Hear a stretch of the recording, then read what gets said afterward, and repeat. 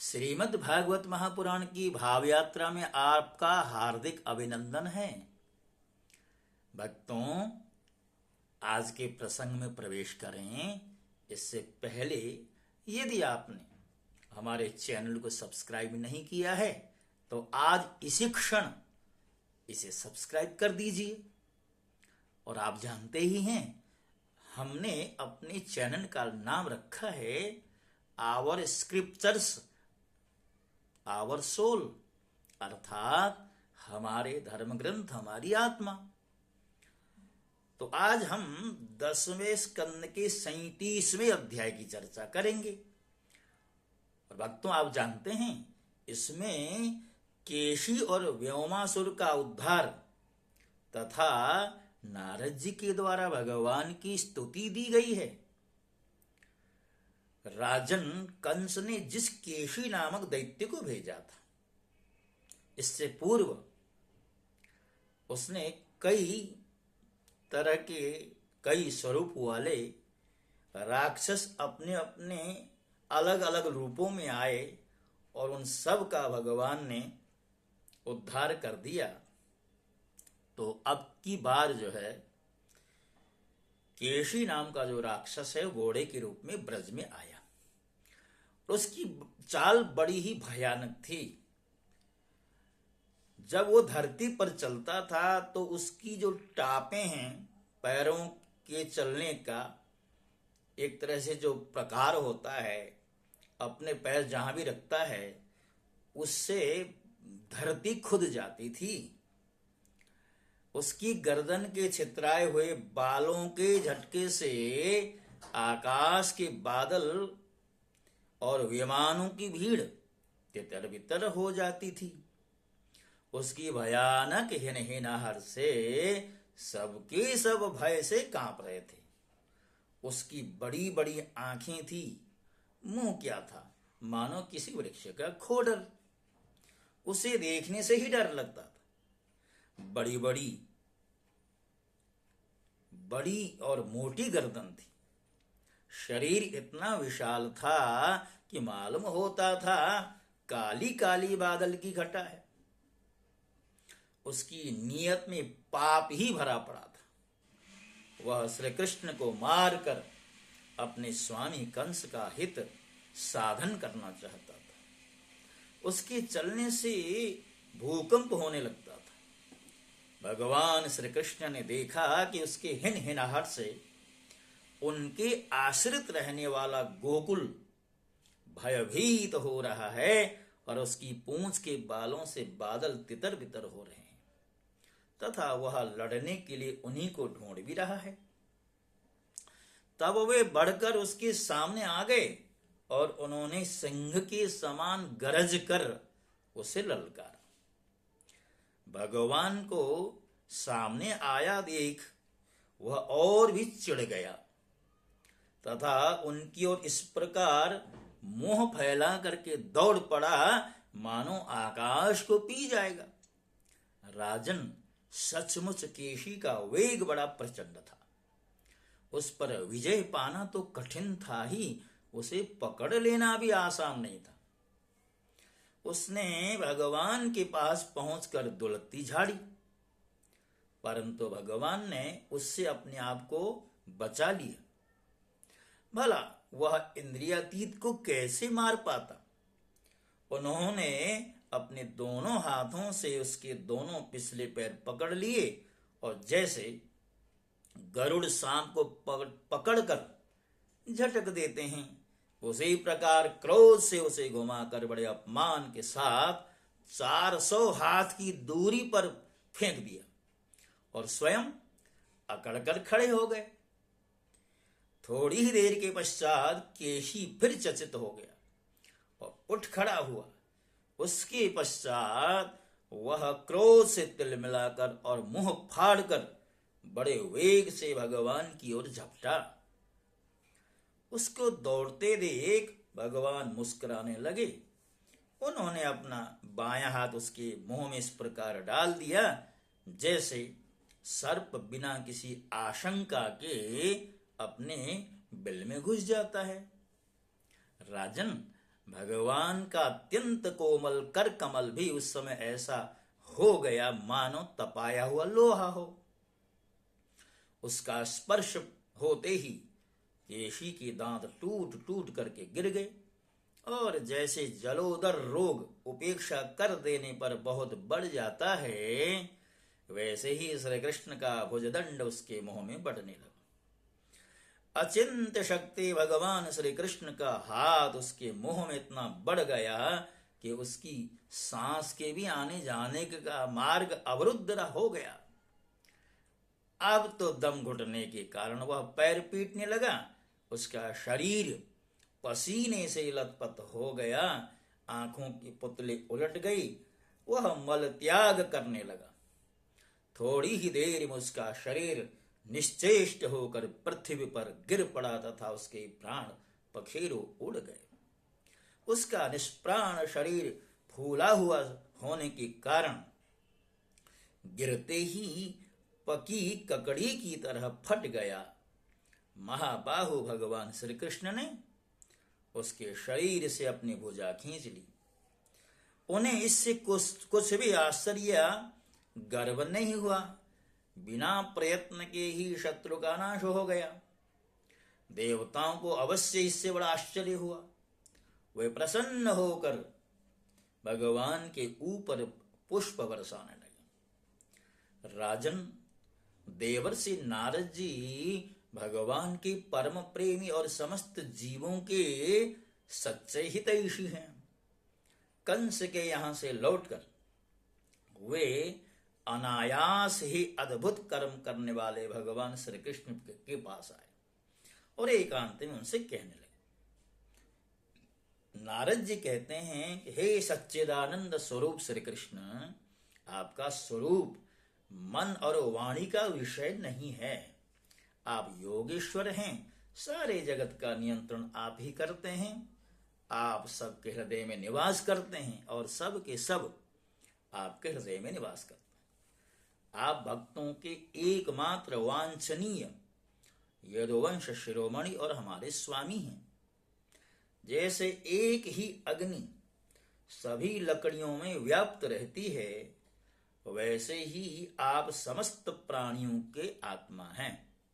आत्मा के रूप में होने पर भी आप अपने आप को छुपाए रखते हैं, क्योंकि आप पंचकोश रूप गुफाओं के भीतर रहते हैं। फिर भी पुरुषोत्तम के रूप में, सबके नियंता के रूप में और सबके साक्षी के रूप में आपका अनुभव होता ही है। प्रभु, आप सबके अधिष्ठान और स्वयं अधिष्ठान रहित हैं। आपने सृष्टि के आरंभ में अपनी माया से ही गुणों की सृष्टि की और उन गुणों को ही स्वीकार करके आप जगत की उत्पत्ति, स्थिति और प्रलय करते रहते हैं। यह सब करने के लिए आपको अपनी अतिरिक्त और किसी भी वस्तु की आवश्यकता नहीं है, क्योंकि आप सर्वशक्तिमान और सत्य संकल्प हैं। वही आप दैत्य, प्रमथ और राक्षसों का, जिन्होंने आजकल राजाओं का वेश धारण कर रखा है, विनाश करने के लिए तथा धर्म की मर्यादाओं की रक्षा करने के लिए यदुवंश में अवतीर्ण हुए हैं। और ये बड़े आनंद की बात है कि आपने खेल ही खेल में घोड़े के रूप में रहने वाले इस केशी दैत्य को मार डाला।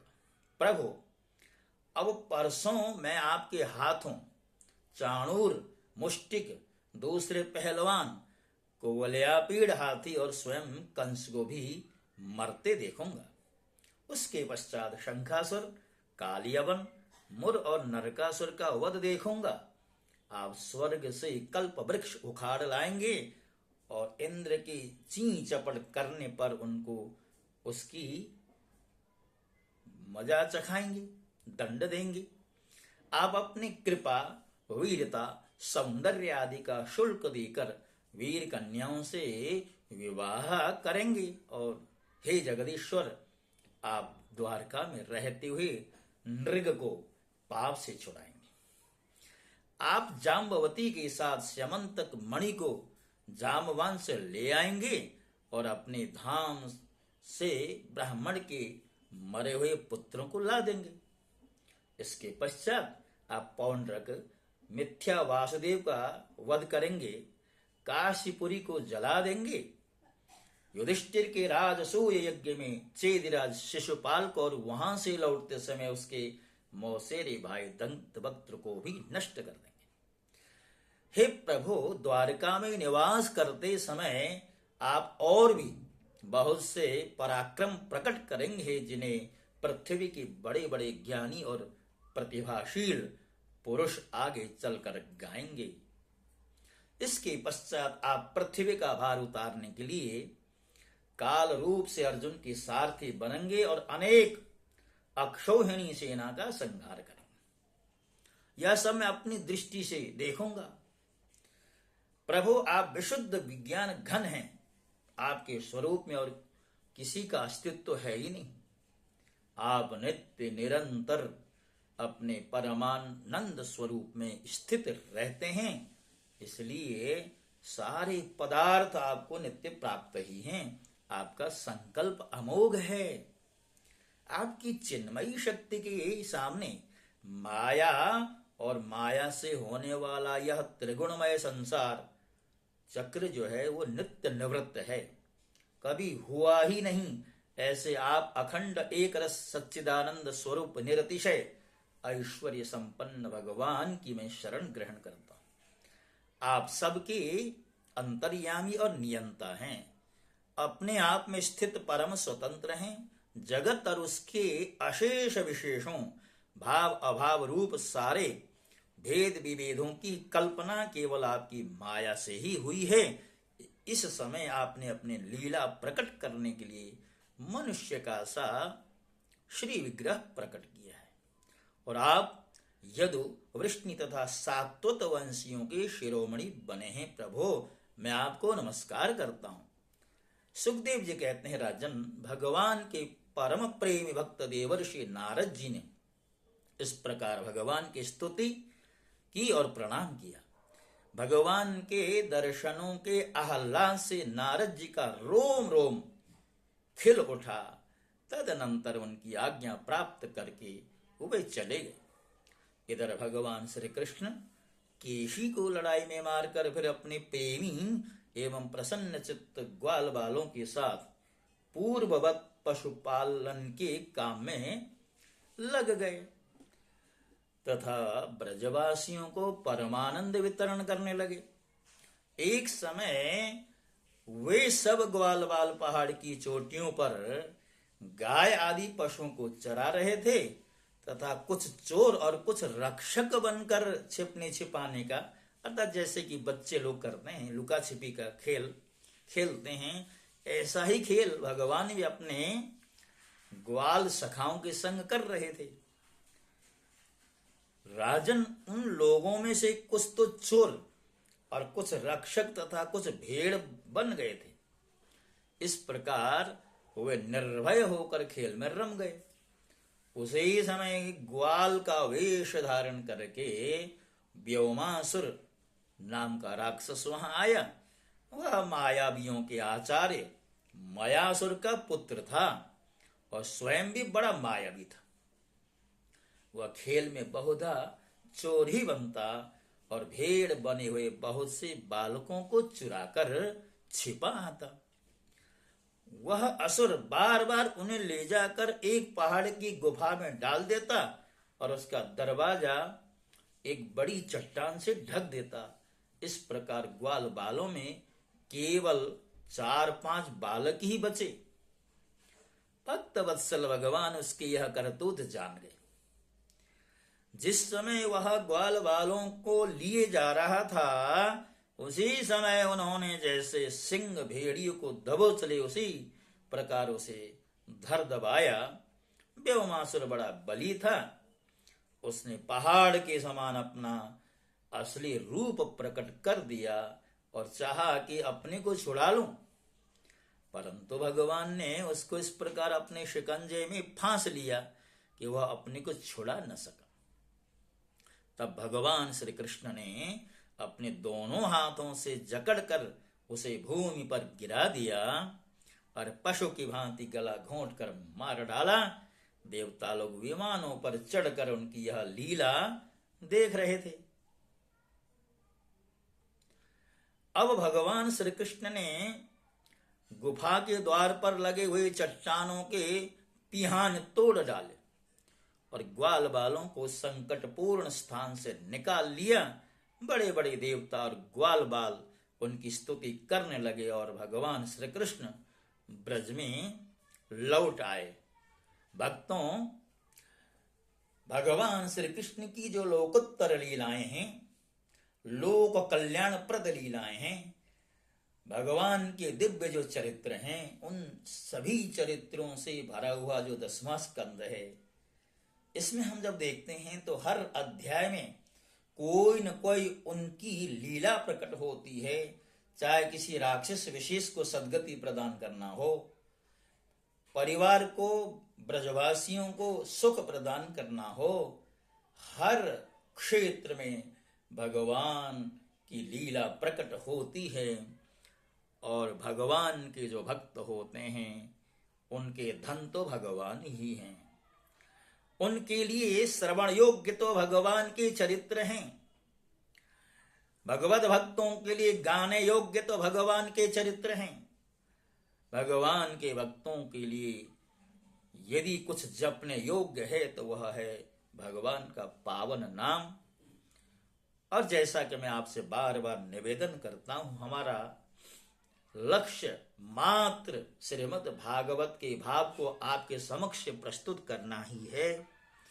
और इस दिशा में हम निरंतरता में तो नहीं कह सकते, क्योंकि बीच बीच में कुछ अवरोध आते रहते हैं। उसके पश्चात भी प्रयास पूर्वक ही सही यहां तक हम पहुंच पाए हैं। इसके पीछे भगवान की अहेतु की कृपा और आप सब लोगों के प्रेम का ही परिणाम है।